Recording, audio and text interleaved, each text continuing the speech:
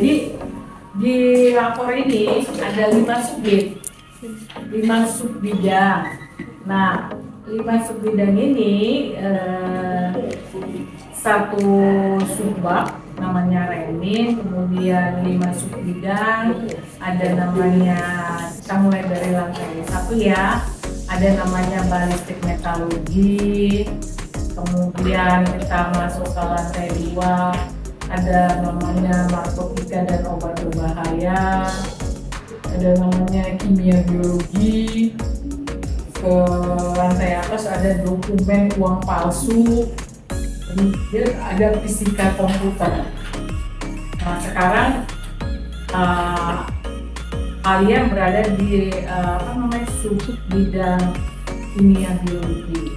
Jadi subbidang kimia biologi ini punya 3 bidang pemeriksaan. 3 bidang pemeriksaan ini, satu ini biologi serologi, kemudian ada namanya kimia umum, kemudian ada namanya toksikologi. Ada 3 ya. Nah, 3 ini yang kami lakukan pemeriksaannya. Kemudian pemeriksaan di kimia biologi ini boleh dimintakan oleh siapa? Boleh dimintakan oleh penyidik dalam rangka pengungkapan kasus.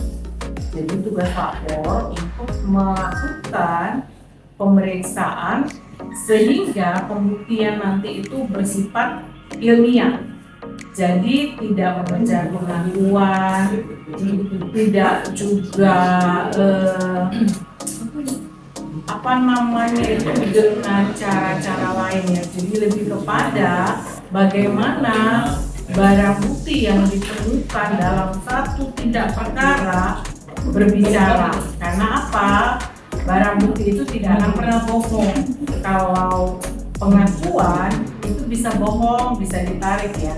Tetapi kalau barang bukti itu tidak bisa bohong. Dalam satu tindak perkara pidana itu ada 3 yang harus dihubungkan oleh penyidik. Apa itu? Ya kan? Adanya tersangka, adanya korban, adanya barang bukti. Nah, ini harus bisa dihubungkan terhadap satu tindak pidana yang terjadi, gitu. Ya kan? Seperti itu ya. Jadi itu yang kita lakukan di sini. Nah, penyidik memintakan pemeriksaan ke lapor itu tidak kayak misalnya minta periksa lah ini gitu, nggak bisa begitu ya. Jadi ada 2 yang harus dipenuhi penyidik, yaitu persyaratan formal sama persyaratan teknis. Ya, formal itu menyangkut harus ada surat permintaan resmi, harus ada laporan polisi, harus ada berita acara penyitaan. Kalau barang bukti disisihkan harus ada berita acaranya, harus ada berita acara pembungkusan itu terhadap formal. Kenapa perlu diaturkan?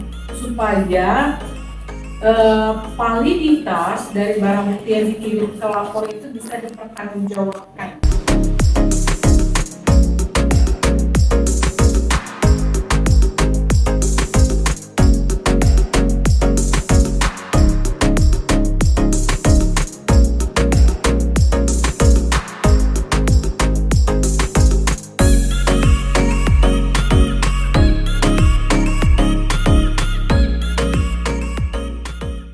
Biasanya kita memakai kalau dia meninggal, jadi biasanya kita tembak daerah langsung nanti bisa dipisah dengan kawan konvoy. Kami ini ada di sebelah kanan. Terus nanti bilangnya ke alat BCM-nya. Ya, BCM-nya kalau betul ya ada di bawah nanti. Kalau di bawah nanti di mana? Ada operatornya di situ. Terus kalau misalnya kan itu diambil dari lambung, bahannya si alkohol ini masih teridentifikasi di lambung itu lambung. Sebenarnya hanya berapa lama itu tergantung daripada tingkat pengakuannya kita terhadap barang bukti. Makanya itu perlu. Jadi penyidik ini juga harus bijak.